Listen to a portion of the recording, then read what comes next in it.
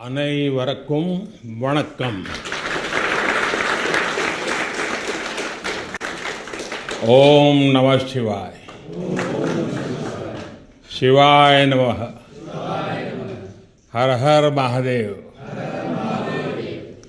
सबसे पहले विभिन्न आदिनम से जुड़े आप सभी पूज्य संतों का मैं शीश झुकाकर अभिनंदन करता हूं. आज मेरे निवास स्थान पर आपके चरण पड़े हैं. ये मेरे लिए बहुत सौभाग्य की बात है. ये भगवान शिव की कृपा है जिसकी वजह से मुझे एक साथ आप सभी शिव भक्तों के दर्शन करने का मौका मिला है.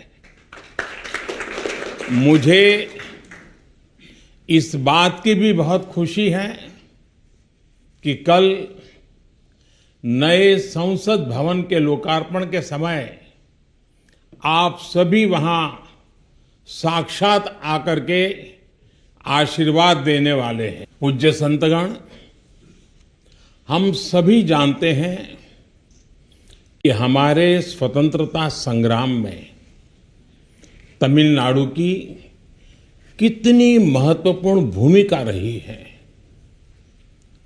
वीर मंगई वेलु नाचियार से लेकर मर्द भाइयों तक, सुब्रमण्यम भारती से लेकर नेताजी सुभाष चंद्र बोस के साथ जुड़ने वाले अनेकों तमिल लोगों तक हर युग में तमिलनाडु भारतीय राष्ट्रवाद का गढ़ रहा है. तमिल लोगों के दिल में हमेशा से मां भारती की सेवा की, भारत के कल्याण की भावना रही है. बावजूद इसके ये बहुत दुर्भाग्यपूर्ण है कि भारत की आजादी में तमिल लोगों के योगदान को वो महत्व नहीं दिया गया जो दिया जाना चाहिए था. अब बीजेपी ने इस विषय को प्रमुखता से उठाना शुरू किया है. अब देश के लोगों को भी पता चल रहा है कि महान तमिल परंपरा और राष्ट्रभक्ति के प्रतीक तमिलनाडु के साथ क्या व्यवहार हुआ था.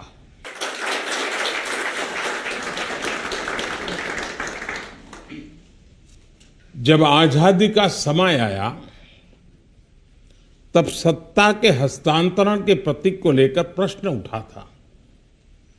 इसके लिए हमारे देश में अलग अलग परंपराएं रही हैं, अलग अलग रीति रिवाज भी रहे हैं, लेकिन उस समय राजाजी और आदिनम के मार्गदर्शन में हमें अपनी प्राचीन तमिल संस्कृति से एक पुण्य मार्ग मिला था.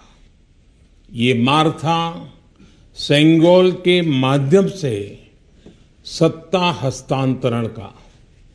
तमिल परंपरा में शासन चलाने वाले को सेंगोल दिया जाता था.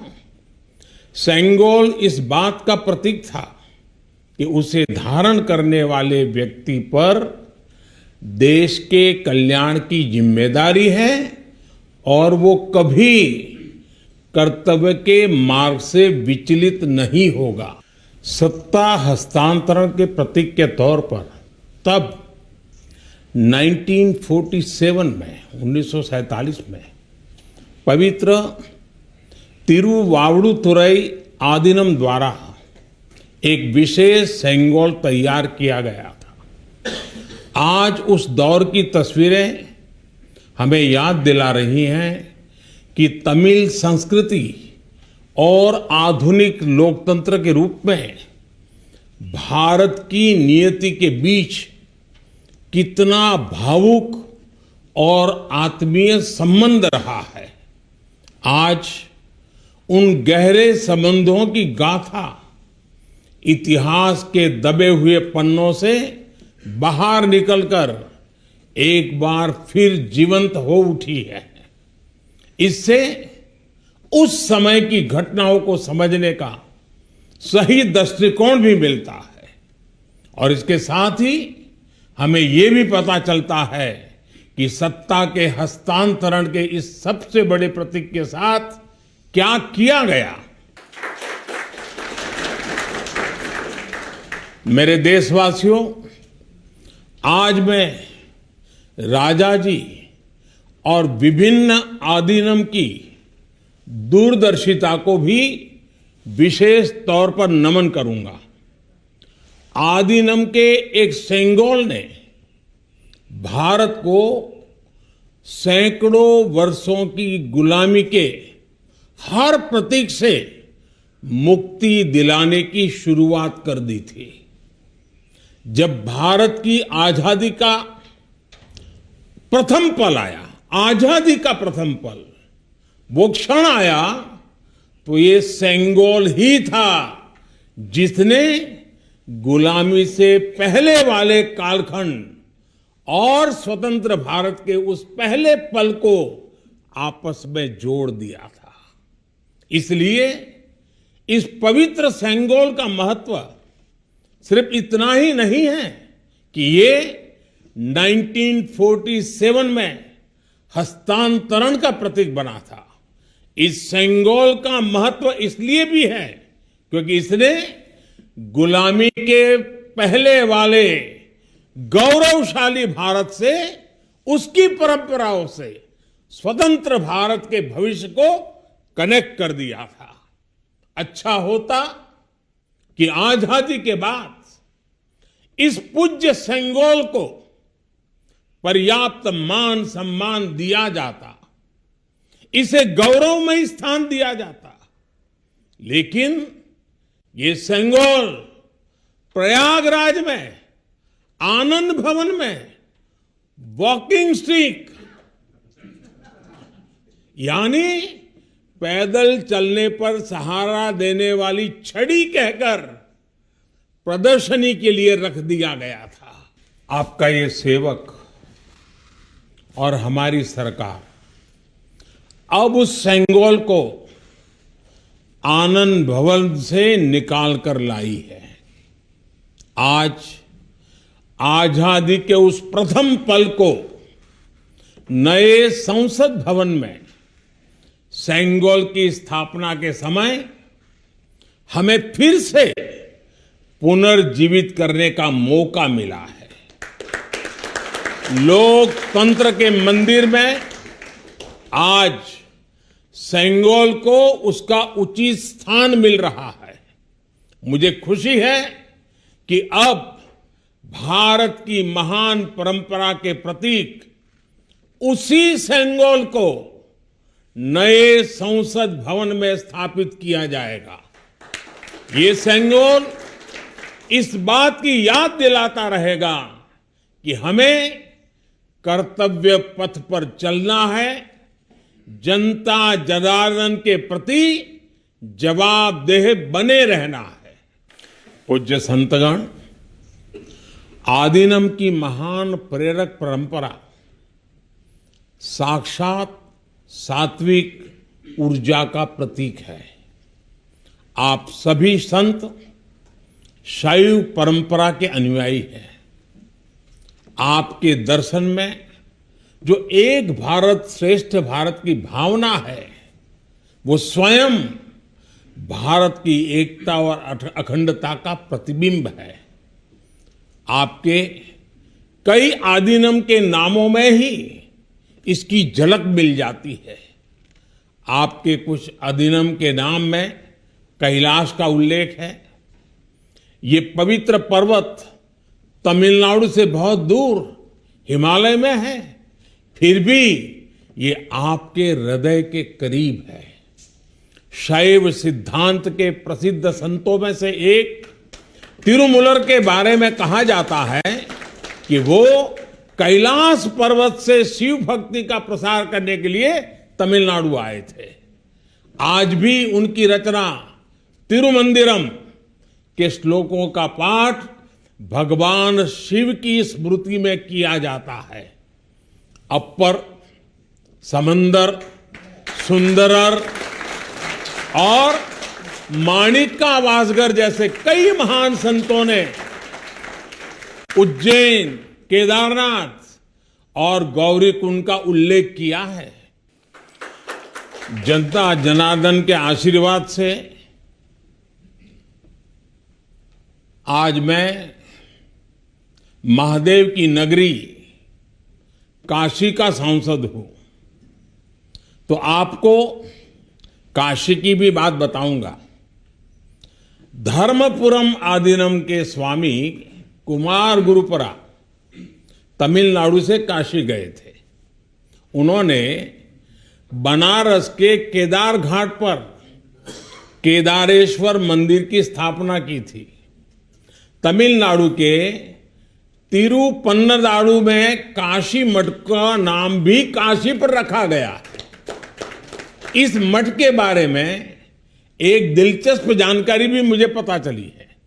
कहा जाता है कि तिरुपन्नदारु का काशी मठ तीर्थ यात्रियों को बैंकिंग सेवाएं उपलब्ध कराता था। कोई तीर्थ यात्री तमिलनाडु के काशी मठ में पैसे जमा करने के बाद काशी में प्रमाण पत्र दिखाकर वो पैसे निकाल सकता था। इस तरह शैव सिद्धांत के अनुयायियों ने सिर्फ शिव भक्ति का प्रसार ही नहीं किया, बल्कि हमें एक दूसरे के करीब लाने का कार्य भी किया। पूज्य संतगण, सैकड़ों वर्षों की गुलामी के बाद भी तमिलनाडु की संस्कृति आज भी जीवंत और समृद्ध है, तो इसमें आदीनम जैसी महान और दिव्य परंपरा की भी बड़ी भूमिका है। इस परंपरा को जीवित रखने का दायित्व संत जनों ने तो निभाया ही है, साथ ही इसका श्रेय पीड़ित, शोषित, वंचित सभी को जाता है कि उन्होंने इसकी रक्षा की, उसे आगे बढ़ाया। राष्ट्र के लिए योगदान के मामले में आपकी सभी संस्थाओं का इतिहास बहुत गौरवशाली रहा है। अब उस अतीत को आगे बढ़ाने, उससे प्रेरित होने और आने वाली पीढ़ियों के लिए काम करने का समय है।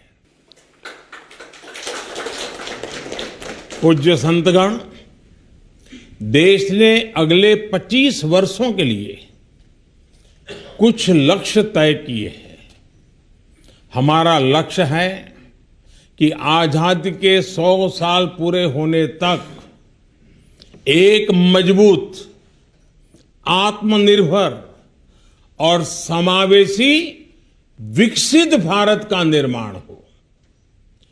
1947 में 1947 में आपकी महत्वपूर्ण भूमिका से कोटि कोटि देशवासी पुनः परिचित हुए हैं। आज जब देश 2047 के बड़े लक्ष्यों को लेकर आगे बढ़ रहा है, तब आपकी भूमिका और महत्वपूर्ण हो गई है। आपकी संस्थाओं ने हमेशा सेवा के मूल्यों को साकार किया है। आपने लोगों को एक दूसरे से जोड़ने का, उनमें समानता का भाव पैदा करने का बड़ा उदाहरण पेश किया है।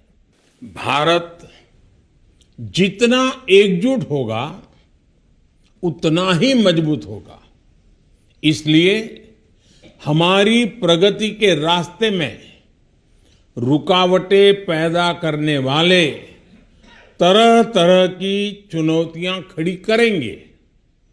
जिन्हें भारत की उन्नति खटकती है, वो सबसे पहले हमारी एकता को ही तोड़ने की कोशिश करेंगे। लेकिन मुझे विश्वास है कि देश को आपकी संस्थाओं से आध्यात्मिकता और सामाजिकता की जो शक्ति मिल रही है, उससे हम हर चुनौती का सामना कर लेंगे। मैं फिर एक बार, आप मेरे यहां पधारे, आप सबने आशीर्वाद दिए, ये मेरा सौभाग्य है। मैं फिर एक बार आप सबका हृदय से आभार व्यक्त करता हूं, आप सबको प्रणाम करता हूं। नए संसद भवन के लोकार्पण के अवसर पर आप सब यहां आए और हमें आशीर्वाद दिया, इससे बड़ा सौभाग्य कोई हो नहीं सकता है। और इसलिए मैं जितना धन्यवाद करूं उतना कम है। फिर एक बार आप सबको प्रणाम करता हूं। ओम नमः शिवाय। वणक्कम।